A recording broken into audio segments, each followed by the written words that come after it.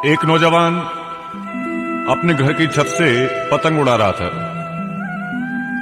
पतंग उड़ाते हुए पतंग की डोरी को छोड़ता गया, पतंग दूर चलती गई। कहते पतंग जंगल की तरफ चली गई। जंगल की तरफ जब पतंग गई तो डोरी टूट गई और पतंग जाकर के जंगल में एक साधु की कुटिया के आगे गिरी। साधु ने इस पतंग को देखा और उठाकर के अपनी कुटिया में रख लिया। ये नौजवान वहां पर गया और जाकर के कहता है कि स्वामी जी महाराज इधर पतंग आई थी। सन्यासी ने कहा बेटे पतंग आई थी। ये नौजवान पूछता है स्वामी जी पतंग कहां है? सन्यासी ने कहा बेटे कुटिया में रखी है। ये नौजवान अंदर गया और जाकर के कुटिया से पतंग को निकाल लाया। स्वामी जी महाराज कहते हैं रे तू पतंग भी उड़ा लेता है? ये कहता है हाँ स्वामी जी पतंग जब उड़ा लेता हूं जब कोई नौजवान ताश खेलने को नहीं मिलता। स्वामी जी महाराज कहते हैं तो ताश भी खेल लेता है? ये कहता है हाँ स्वामी जी जब कोई शराब आदि पीने को साथ में नहीं बैठता। कहते हैं तू शराब भी पी लेता? कहता है हाँ स्वामी जी इसलिए जब कोई जुआ खेलने को नहीं मिलता। कहते हैं इसने अपने वो अनेकों दुर्गुण गिनाए। स्वामी जी महाराज कहते हैं तुझे परमात्मा ने मानव चोला दिया था कुछ अच्छा बनने के लिए, लेकिन तू बुराइयों में फंसा है, तू मेरे पास बैठ। कहते हैं सन्यासी की बातों का असर हुआ। रे नौजवान सन्यासी के पास बैठने लगा, योग साधना सीख गया। इसको 2-4 महीने जब बीत गए तो कहने लगा स्वामी जी मेरे परिवार भी है, मेरी माँ है, बहन है, भाई है और पत्नी है। मैं अपने घर जाना चाहता हूं और यहां तक कि मेरी माँ तो मेरे बिना रह भी नहीं सकती, पत्नी भी मेरे बिना नहीं रहती, पिताजी मेरे बिना नहीं रहते। मैं जाना चाहता हूं उनसे मिलकर के फिर आ जाऊंगा। स्वामी जी महाराज ने इसे समझाया बेटे दुनिया में कोई किसी का नहीं है, माँ बाप पत्नी आदि कोई भी किसी का नहीं है, केवल तू ही अपना कर्म अपने आप भोगेगा।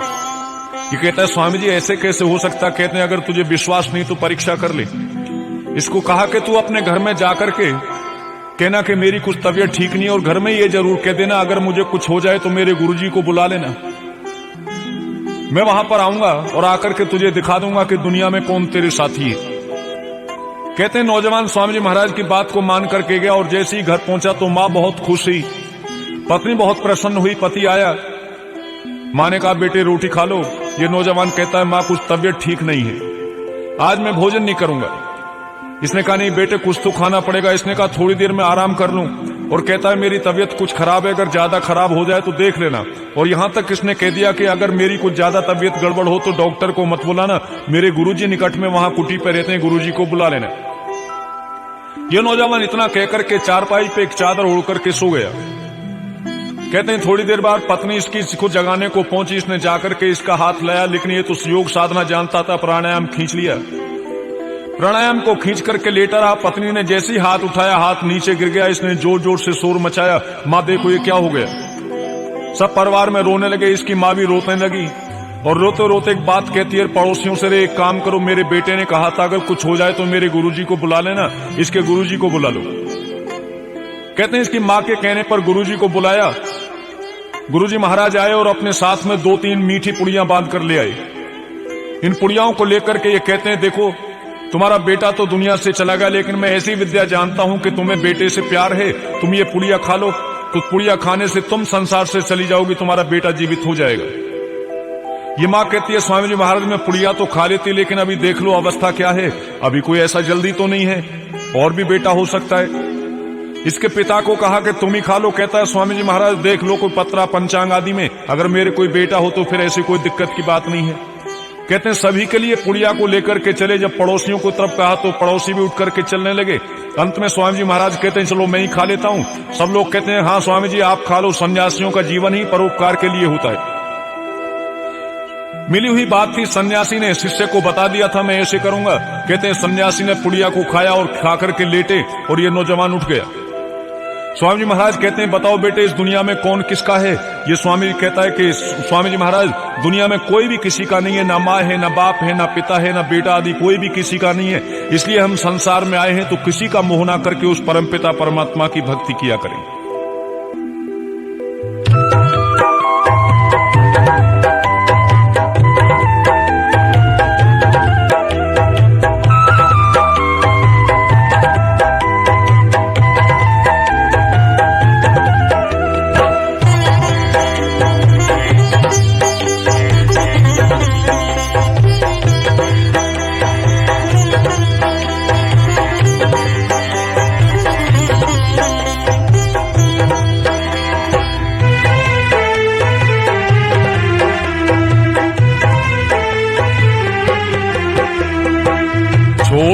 कर संसार जब तू जाएगा, कोई न साथी तेरा साथ निभाएगा। छोड़ कर संसार जब तू जाएगा, कोई न साथी तेरा साथ निभाएगा।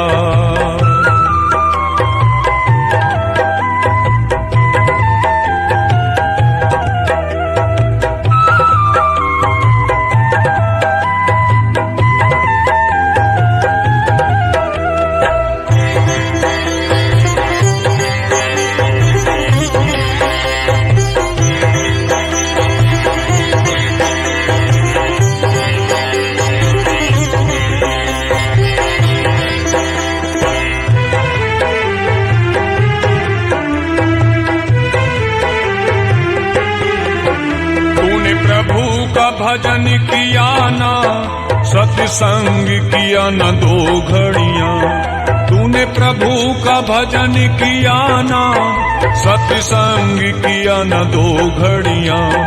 यमदूत पकड़ कर तुझको तेरे डालेंगे हथकड़ियां, कौन छुड़ाएगा।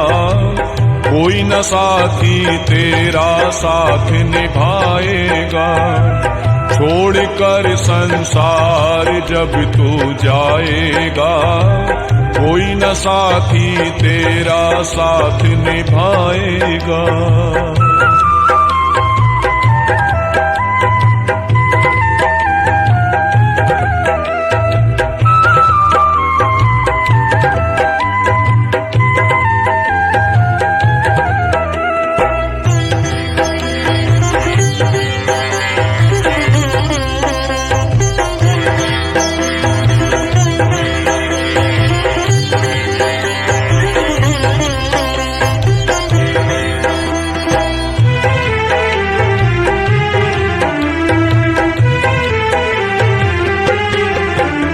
क्यों करता तेरा मेरा ये दुनिया रेन बसेरा, क्यों करता तेरा मेरा ये दुनिया रेन बसेरा। यहाँ कोई न रहने पाता, यह 4 दिनों का डेरा हंसी उड़ जाएगा। कोई न साथी तेरा साथ निभाएगा। छोड़ कर संसार जब तू जाएगा, कोई न साथी तेरा साथ निभाएगा।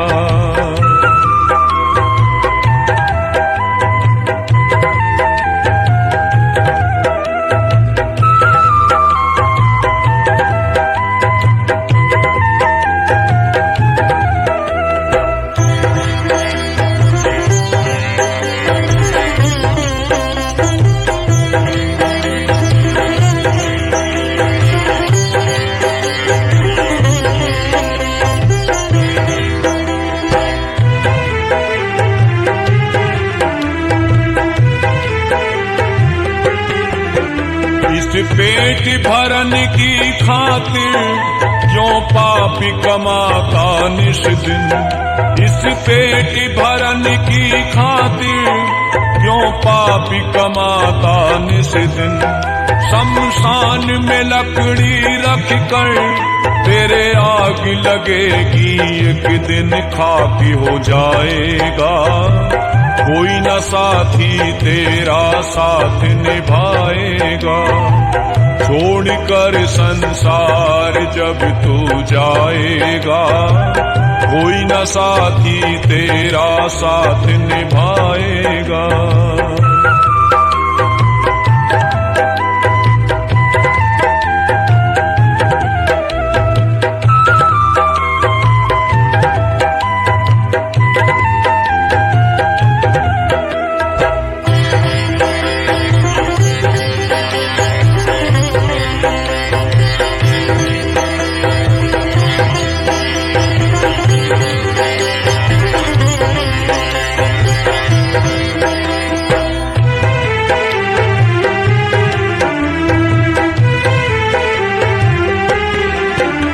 यह सत्संग की गंगा है, तू तू इसमें लगा ले गोता।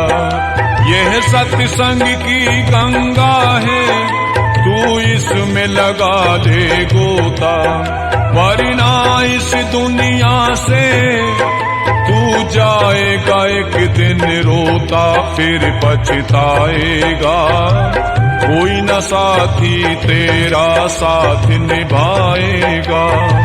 छोड़कर संसार जब तू जाएगा, कोई न साथी तेरा साथ निभाएगा।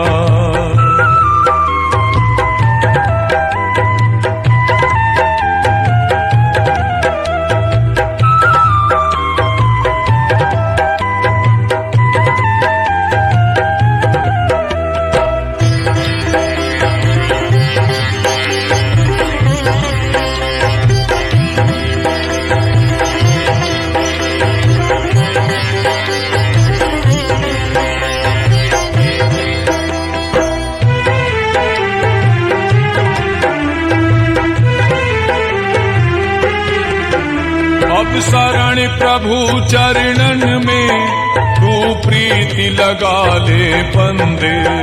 अब शरण प्रभु चरणन में तू प्रीति लगा ले बंदे। कट जाएंगे सब तेरे ये जन्म मरण के फंदे, मोक्ष मिल जाएगा। कोई न साथी तेरा साथ निभाएगा। छोड़कर संसार जब तू जाएगा, कोई न साथी तेरा साथ निभाएगा। छोड़कर संसार जब तू जाएगा, कोई न साथी तेरा साथ निभाएगा। छोड़कर संसार जब तू जाएगा, कोई न साथी तेरा साथ निभाएगा। छोड़कर संसार जब तू जाएगा, कोई न साथी तेरा साथ